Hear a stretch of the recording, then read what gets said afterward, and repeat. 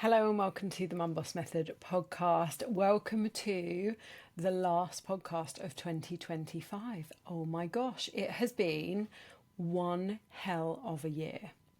And as we come to the end of 2025, I wanted to take some time to reflect, not just on what I've achieved, but what I've learned. And this is something that I encourage my clients to do, and I do it as well. And honestly, the lessons this year have shaped me as a woman, as a coach, as a business owner, as a mum, as a wife, more than any other year so far. And these reflections and these lessons have really changed the way that I live my life. They changed how I coached, and they are the foundation of everything I teach inside Hotter Than Hell. And that's why it's been such a big year. So if you're in a reflective mood as well, or you're wondering how you want to step into 2026, I want to share my biggest learnings from this year in the hope that they inspire you, or you can take something from them that will help you going forward. Okay, so lesson one. This is the so-called airy-fairy mindset work is actually the foundation of every single thing you do. For years and years and years, I thought mindset work was the fluffy extra, something you added on once you'd, nailed your workouts, your steps, your calories, your routines, if we're talking about fitness and fat loss and health. Or when I think about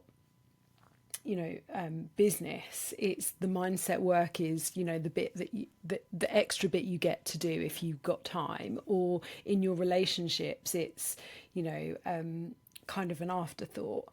I could not have been more wrong about this. One of the biggest lessons that I've learned this year is that mindset isn't a bonus.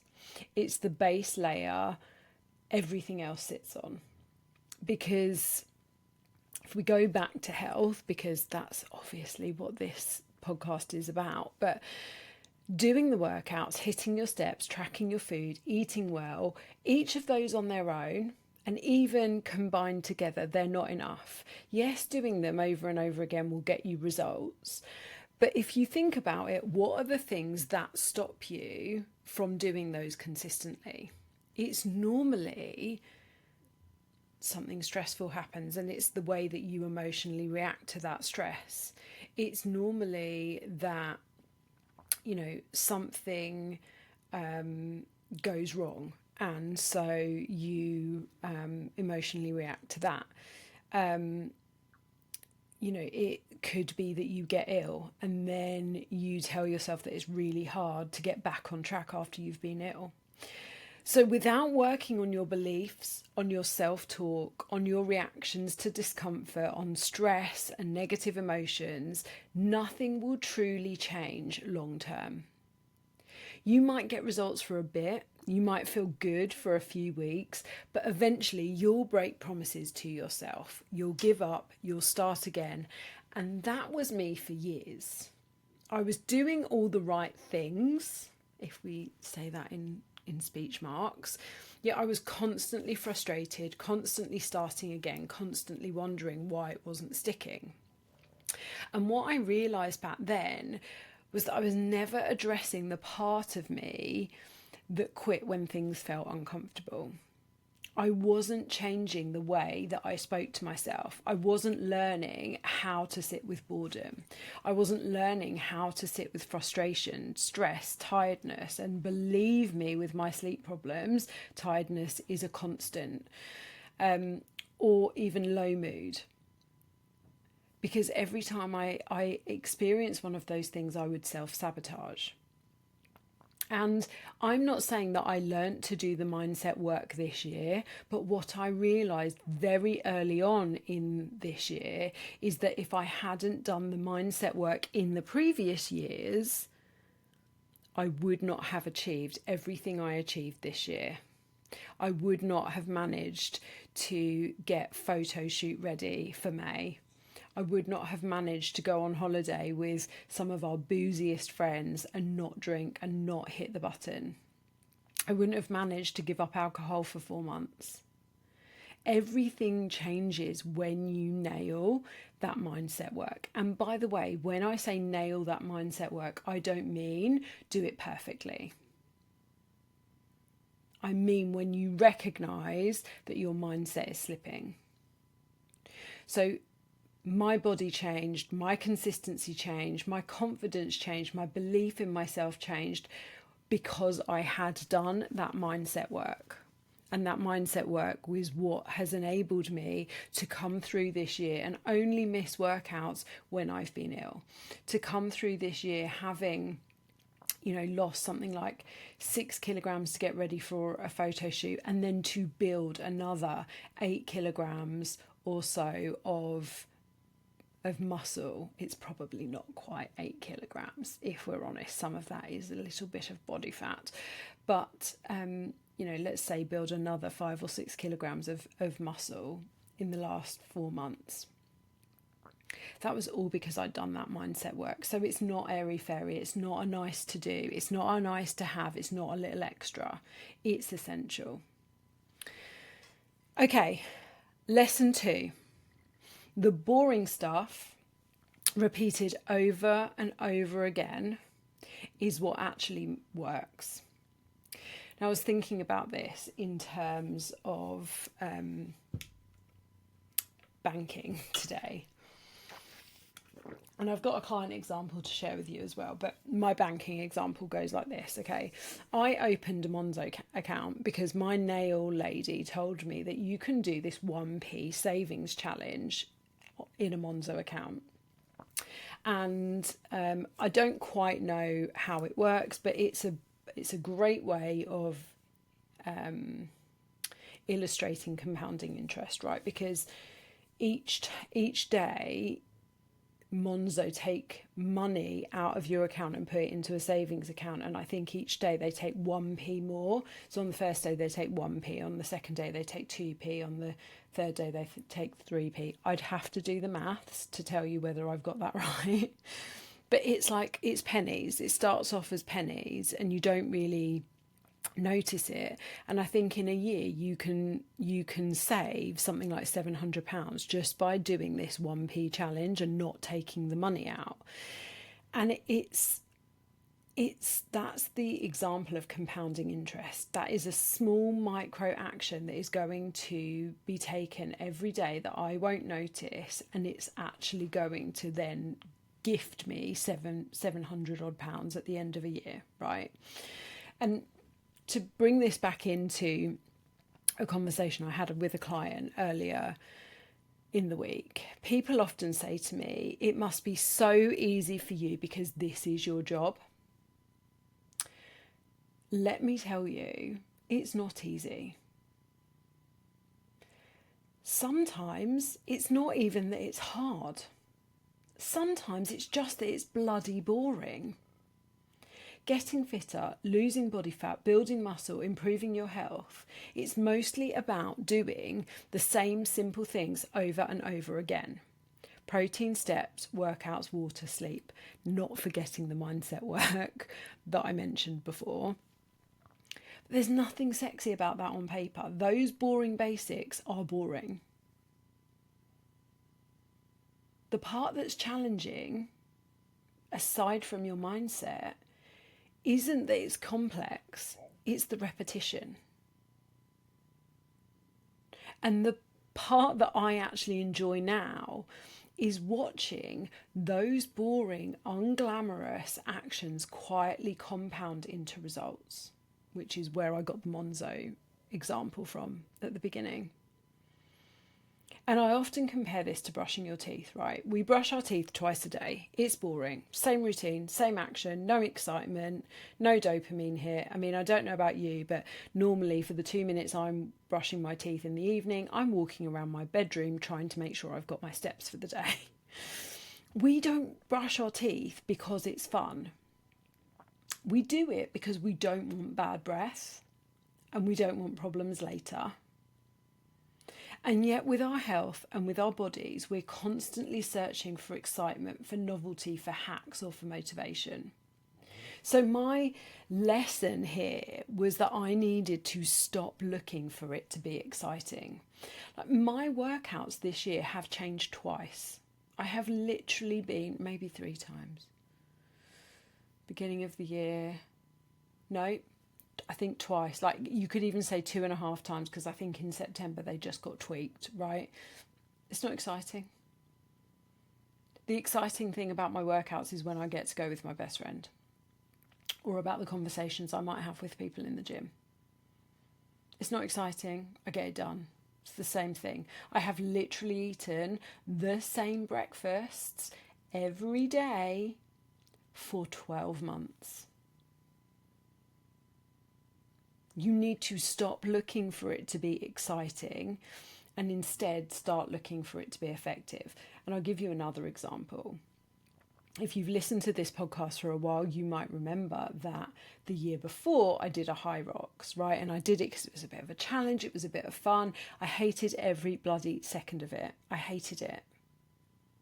I thought I needed to do this challenge this year of getting photo shoot ready for it to be exciting. But actually, most of it was really boring. The exciting bit was the end. So stop looking for it to be exciting and instead look for it to be effective. And I have learnt this across all areas of my life, in my business, in my personal life. Sometimes the conversations we have to have are not exciting. Sometimes, it's the things like doing the shopping every week and ordering the school uniform ahead of time. They're the things that make life in my house effective and work and give us the time and the space for the excitement and the fun. But they're boring. Believe me, I don't want to do my food shopping every week. It's boring. Okay, lesson 3. And again, this is one that I recognised really early on in the year, but it has compounded and it's just become clearer and clearer and clearer for me. Changing your habits isn't enough. You have to change your identity. Habits matter, of course they do. I've already spoken about that in this podcast. When you start eating better, moving more, prioritising yourself, you'll see changes fairly quickly. But habits alone won't carry you long term. Because I've already said, habits get boring, life gets busy, motivation dips. What actually creates lasting change is identity. You have to decide who you want to be, and then you have to start behaving like her. When I got to photo shoot day in May, that wasn't because I decided the day before, I'm going to do a photo shoot tomorrow. It was because I decided on the 1st of January this year, I'm going to do it was actually about the 6th of January. I'm going to do a photo shoot. I'm going to be the type of woman that at 44 does a photo shoot in a gym environment. And so then I started taking the actions to behave like that woman. And that's what got me 5 months later to where I was. I've already said in this podcast, and I say it often, I rarely miss workouts. Outside of holidays and illness, I've probably missed fewer than 5 workouts this year due to illness. The rest of them, it was planned missing. That's not willpower. That's not motivation. That is identity. I identify as someone who trains 4 times a week. That's just who I am now. I've been known for that for over a decade. Before I was a personal trainer, before I was a coach, when I worked in my corporate role, I was known as the one who was always in the office early because she'd been to the gym before starting work. So when life gets busy, I don't ask, do I feel like going? I ask, what would the version of me who trains consistently do today? I ask, what would help with my stress levels? And that shift changes everything. And it's changed how I have shown up in all parts of my life. Take my marriage, for example. There are times when my marriage has been so serious and so unfun and so functional. And that's, that's a topic for another podcast. But we, for a long time, stopped having fun. And I decided that I did not want to identify as someone who is in a marriage where she moans about her husband all the time and doesn't make an effort and it isn't fun. And I thought this morning when we were walking the dog together, which we do a couple of mornings a week, we were walking around the block with the dog, and Tom told me the worst dad joke I think I've ever heard. It was so terrible, it was brilliant. And honestly, I had to stop and take a breath from laughing. And I thought to myself, anyone that drove past us would have seen him standing there laughing at me like hunched over, having like some kind of fit because I couldn't breathe from laughing so much. And they probably would have thought, oh, look at them, they're having a really nice morning walk and a laugh. Or what has he just said to her that means she can't breathe? And that's because I now want to identify as someone who has fun with her husband. We dance in the kitchen together. We'll stop and have like a cheek-to-cheek dance in the kitchen because that's the kind of relationship we want to have. So that's my third lesson. Okay, fourth lesson. Notice what no longer serves you and have the courage to let it go. This one has been uncomfortable and I've not really spoken about it much publicly, but it has been huge for me. I'm a busy woman. I run 3 businesses. I mentor inside another business. I'm a mum. I have a home, a family, relationships, and a life to manage. And halfway through this year, I realised I was spending time, I was spending energy and attention on things that weren't serving me, and in some cases were actively holding me back. There are some examples I'm going to share with you. They're quite small, but they're quite symbolic. And like I said, this isn't something I've spoken about hugely so far this year, so I'm sure I'll come back to it. But I stopped going to places that I didn't actually like just out of habit. Starbucks is a great example. I'm sorry if you like Starbucks. I realised I don't love their coffee, I don't align with their values, and yet I was spending nearly £5 a time every time I visited there, possibly once a week, if not more, without even thinking. Now I prefer to go to an independent coffee shop and pay there on a coffee that I'm going to enjoy. I stopped spending time with people that don't make me happy.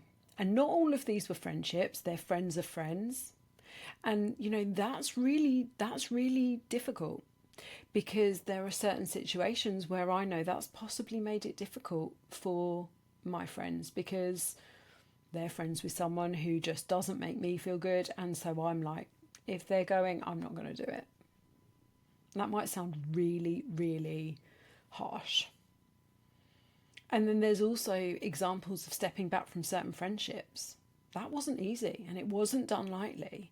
But I noticed I was putting in 80% of the effort for less than 20% return on those relationships.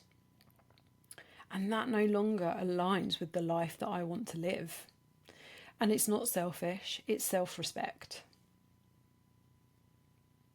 So what are you spending time, money, effort, capacity, brain power, energy, if I said that on, that is not aligning with the values that you have and the life that you want to lead? Okay, lesson 5. Your age, your hormone status will only get in your way if you let it. And this one matters hugely to me.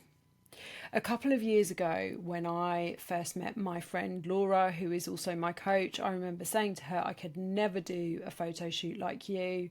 I'm too old. I believed it. I believed it fully in my whole heart. And I have completely proven myself wrong this year. When you tell yourself you can't do something, full stop, you will act in accordance with that belief. But if you tell yourself you can't do something because you're a mum, because you're menopausal, because of your age, you are putting blocks in your own way. Yep, some things change. Yep, your body is different. Yep, your hormones matter. But that doesn't mean your best years are behind you, and it doesn't mean that those things should stop you. There is very little I can't do now, aside from getting pregnant. And even that, that knowing that comes with a sense of freedom. Your story becomes your reality if you keep repeating it. And if you've been listening to this podcast for a while, you will have heard me say, I think I'm now coming up on year 2 of not referring to my age negatively. When I decided that I was no longer going to refer to my age negatively, my life improved. And all of a sudden there was less I couldn't do. So your story becomes your reality if you keep repeating it. So what story are you going to tell yourself? So these are my biggest reflections from 2025. I mean, when I was writing down my reflections and my lessons, obviously there were a lot of them, but these are the ones that I picked to share with you. And I said at the beginning that these really changed my life and they really changed my business. And that's because all of these things sit at the core of my Hotter Than Hell program. Because inside that program, we work on what gives you energy. We work on what drains it. We work on the beliefs that are keeping you stuck. We work on the patterns you keep repeating. Because when you start treating yourself like you're hotter than hell, you don't just feel different, you act different as well. So if you want the details for my next Hotter Than Hell intake, then come and connect with me from the show notes, and I would love to have you. There's an application form in the show notes. I fully believe that 2026 is the year that I am going to show so many women that they can stop doubting themselves, that they can build consistency, they can stop this stop, start, and that they can make this the hottest year of their lives. And that's because I'm taking the lessons I'm learning in life and I'm applying it to my coaching. I hope that you have found this useful. I'd love to hear your biggest lessons from the year. Come and find me on social media. All the links are in the show notes. And I will catch you in 2026. Bye.